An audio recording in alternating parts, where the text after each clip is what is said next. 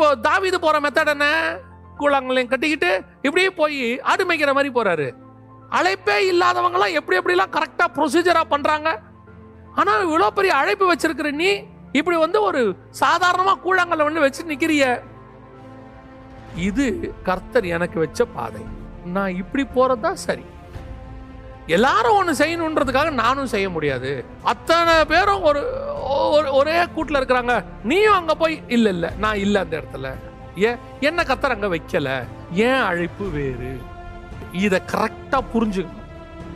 நீங்க எப்போ உங்க மினிஸ்ட்ரியோ உங்க ஆர்கனைசேஷனோ உங்க கண்ட்ரோலை விட்டுட்டு அடுத்தவங்களுடைய ஆலோசனையின் பேர்ல அது நடக்க ஆரம்பிக்குதோ, தோல்வி வரும்போது உங்களால் தாங்க முடியாது.